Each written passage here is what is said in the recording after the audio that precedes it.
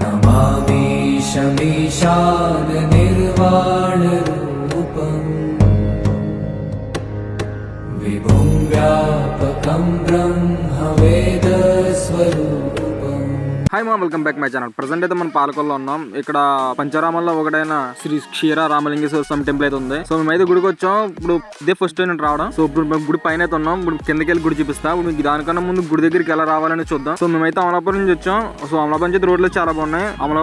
అమలాపురం నుంచి అయితే మొత్తం 45 కిలోమీటర్లు వచ్చింది. సో 45 కిలోమీటర్లు రోడ్ అయితే చాలా బాగుంది. ఇక్కడ దగ్గరలో భీమవరం అయితే 24 కిలోమీటర్లు ఉంది. అలాగే మీరు రాజమండ్రి రావచ్చు. ఇక్కడ రాజమండ్రి నుంచి అయితే 69 కిలోమీటర్లు చూపిస్తుంది. కాకినాడ అయితే 107. సో ఇక్కడికైతే బస్సులు అయితే అవైలబుల్ ఉంటాయి. ఇక్కడ పక్కనే బస్ స్టాండ్ ఉంటుంది అనమాట. సో మీరు ఎక్కడి నుంచి వచ్చినా గానీ పక్కన బస్ స్టాండ్ లో దిగి ఒక 200 మీటర్స్ ఉంటుంది అనమాట. రైట్ సైడ్ లో ఉంటుంది గుడికి. సో బస్ స్టాండ్ అయితే సో మీరు అయితే నడిచి వెళ్ళిపోవచ్చు 200 మీటర్స్. లేదు ట్రైన్ మీద రావాలనుకుంటే స్టేషన్ అయితే ఒక 3 కిలోమీటర్స్ అయితే ఉంటుంది. ఇక్కడ రావడానికి అయితే ఎటువంటి ఇబ్బంది ఉండదు. ఇక్కడ రైల్వే స్టేషన్ కానీ బస్ స్టాండ్ కానీ దగ్గరలోనే ఉంటాయి. సో ఇక్కడ లోన్ టికెట్ దర్శనం కూడా ఉండదు. లోన్ మంది ఫ్రీ దర్శనమే. గోపురం ఎక్కాలంటే 10 రూపీస్ ఛార్జ్ చేసుకుంటారు. టికెట్ ఇస్తారు. సో గోపురం పైకి వెళ్ళొచ్చు. మీరు వస్తే మాత్రం కంపల్సరీ పైకి గోపురానికి వెళ్ళండి. చూడడానికి పైకి ఎక్కిన తర్వాత పాలకొల్లు మొత్తం కనపడుతుంది. ఇప్పుడు గుడి చూద్దాం.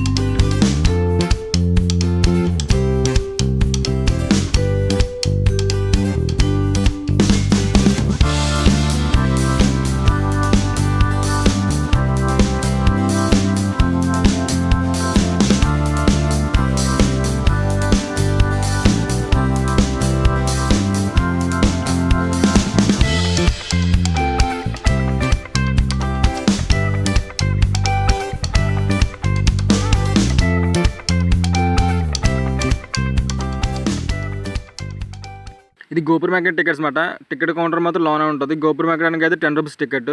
ఇది మెయిన్ గోపురం అన్నమాట.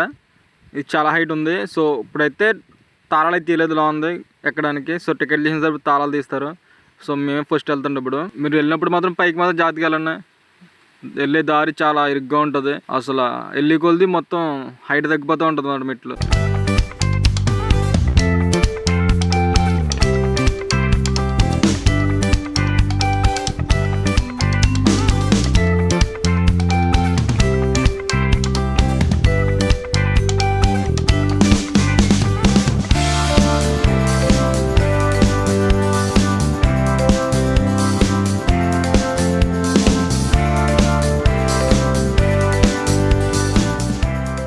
మేము ఆల్మోస్ట్ పైకి అయితే వచ్చేసాం. సో ఇక్కడైతే దారి అయితే చాలా దారుణంగా ఉంటుంది. కింద వచ్చేసి డైరెక్ట్ పడిపోతాం. ఇవన్నీ సపోర్ట్లు మాట ఐరన్ అయ్యి. సో వచ్చేటప్పుడు మాత్రం కొంచెం రిస్క్ పైన టాప్ లో. సో అక్కడ మనం చూసుకురండి. కిందంతా పర్వాలేదు కానీ ఇంకా కిందకి వచ్చేసరికి ఇది ఏమి ఉండదు మాట. కింద పడితే మొత్తం గుళ్ళ పడిపోతాం. అంత దారుణంగా ఉంటుంది. సో ఇప్పుడు పైన బయట వ్యూ చూద్దాం.